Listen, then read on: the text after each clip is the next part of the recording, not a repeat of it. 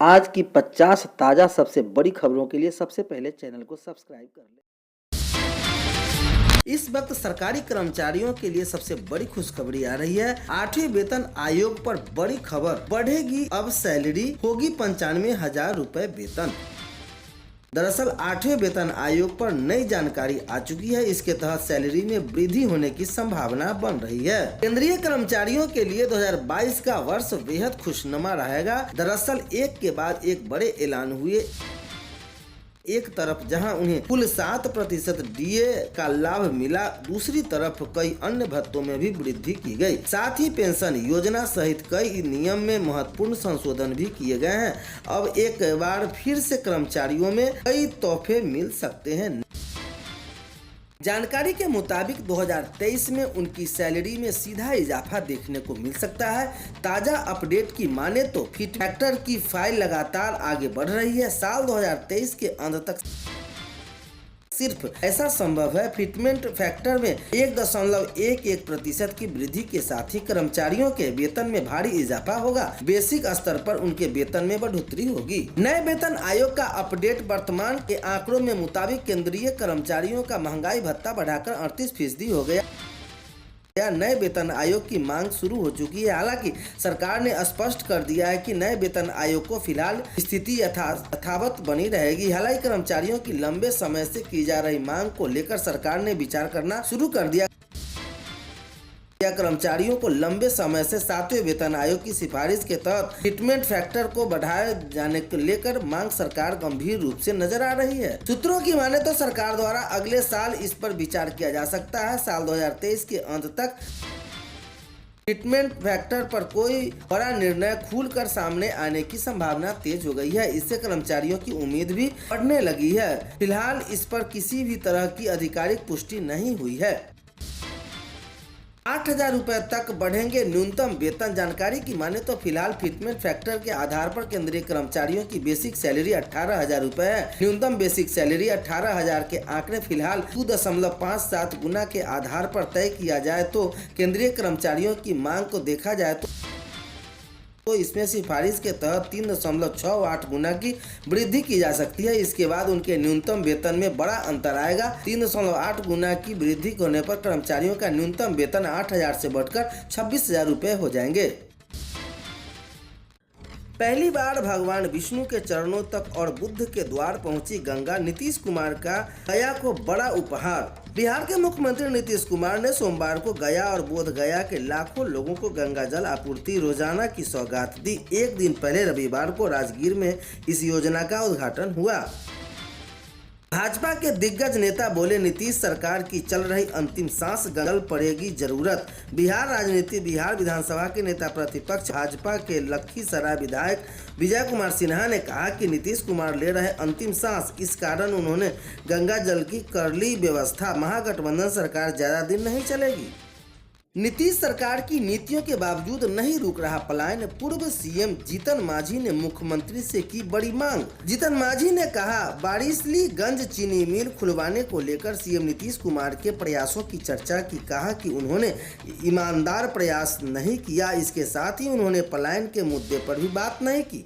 पूर्व सीएम जीतन राम मांझी की नसीहत भाजपा की पसंद नहीं आई। पार्टी ने कह दिया कि हमें ऐसे मुफ्त ज्ञान की जरूरत नहीं। साथ ही पार्टी के सलाह दी कि अपने पद की गरिमा के मुताबिक बयान दें। भागलपुर में एक साहब की खूब चर्चा हो रही। साहब मछली खाने के शौकीन हैं। बस उन्हें जानकारी मिलनी चाहिए कि मछली कहाँ बना है, वे पहुँच जाएंगे। जैसे ही उन्हें अधीनस्थ कर्मचारियों को पता चलता है, साहब का मूड खराब और मछली मंगवाकर उन्हें खिला देते हैं। तेजस्वी बोले, नीतीश के फाल्गु नदी की सीता के शराब से दिलाई मुक्ति। सीएम ने कहा, गया बोध गया को और विकसित करेंगे। सीएम नीतीश कुमार ने गया और बोध गया के निरंतर विकास के लिए किए जा रहे विभिन्न प्रयासों की जानकारी दी। तेजस्वी यादव ने कहा कि मुख्यमंत्री ने फाल्गु को माता सीता से मिले शराब से मुक्ति दिला दी। बिहार के मुख्यमंत्री नीतीश कुमार और प्रधानमंत्री नरेंद्र मोदी भले आज एक दूसरे के विरोधी हैं, लेकिन इन दोनों नेताओं में कई संभावनाएं हैं, समानताएं भी हैं। नीतीश कुमार भी उस कुर्सी पर नजर बनाए रखे हैं जिस पर फिलहाल नरेंद्र मोदी काबिज हैं। हर गंगा जल आपूर्ति योजना का शुभारंभ बिहार के मुख्यमंत्री नीतीश कुमार ने राजगीर में किया। अंतर्राष्ट्रीय कन्वेंशन सेंटर में सीएम ने जरासंध स्मारक बनाने की घोषणा की। इस दौरान उन्होंने केंद्र सरकार पर भी हमला किया। असम से गुवाहाटी के 5 स्टार होटल से मिलकर किंग माने जाने वाले सुनील भारद्वाज उर्फ सुनील शर्मा और उनके पार्टनर दोरजी फुनसो करीमी के गिरफ्तार किया। एक बसपा के निकट पर चुनाव लड़ चुका है तो दूसरा कांग्रेस के पूर्व विधायक का बेटा है। पटना के राजीव नगर चौक पर सड़क जाम रोज का नजारा है। घंटों जाम में फंसकर बच्चे चिल्लाते हैं तो आम लोग परेशान रहते हैं। जाम के पीछे ट्रैफिक सेंस का अभाव तो रहता है, ट्रैफिक कांस्टेबल और लापरवाही की भी कमी है। मुख्यमंत्री नीतीश कुमार आज गया व बोध गया में गंगा जल की पेयजल आपूर्ति योजना उद्घाटन करें और राम सागर तालाब के पास शीशे के गिलास से गंगा जल को ग्रहण करेंगे तथा 2 घंटे में जल आपूर्ति का जायजा भी लेंगे। पछुआ हवा के कारण बिहार के मौसम में उतार चढ़ाव बना हुआ है। कई जिलों का तापमान बढ़ा तो कई का कम हुआ। 4 दिन तक स्थिति ऐसी ही रहने की उम्मीद है। इसके बाद ठंडा में इजाफा होगा, हो जाए सावधान। पूर्व मुख्य पार्षद हत्या के लंगड़े की तलाश, सीसीटीवी फुटेज में दिखे 2 अपराधी। भोजपुर में पूर्व पार्षद की हत्या की घटना को सनसनी फैली है।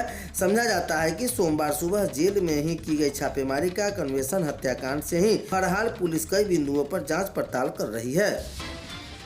बिहार के कैमूर जिले में समाज को शर्मसार करने वाली खास सामने आई है। यह एक नाबालिग लड़की के साथ एक व्यक्ति दुष्कर्म कर रहा था। 3 में से जकड़ रखा था। इस दौरान पहुंचे शिक्षक को देख लफंगे भाग गए, तब शिक्षक ने भी हैवानियत की। बजट संसाधनों की कमी से प्रभावित हो सकता है। वित्तीय वर्ष 2023-24 का राज्य बजट उपेक्षाकृत छोटा या फिर स्थिर रह सकता है। वित्त मंत्री विजय कुमार चौधरी ने कहा कि जिस वक्त बिहार में डबल इंजन की सरकार थी उस समय भी केंद्र से अपेक्षित आर्थिक सहायता नहीं मिली। वेब सीरीज में बिहार के शेखपुरा जिले का कसार थाना केंद्र बिंदु में मणिकपुर नरसंहार की कहानी में धुरी बनाते हुए वेब सीरीज में राजनीति में अपराध के गठजोड़ की भी रेखांकित किया गया। बिहार के अररिया जिले में 29 नवंबर को इमारते सरिया का इजलास किया जाएगा। इसमें झारखंड व उड़ीसा के लोग आएंगे। बिहार के कई जिलों में भी मुस्लिम समुदाय के लोग बड़ी संख्या में आएंगे। इसको लेकर तैयारी की जा रही है। बिहार के बेतिया से गिरफ्तार दोनों साइबर बदमाशों के पास से 27 एटीएम कार्ड व 7 मोबाइल फोन जब्त, ड्राइविंग लाइसेंस व बाइक जब्त। ITI जयप्रकाश नारायण में किराए के मकान पर रहते थे दोनों बदमाश।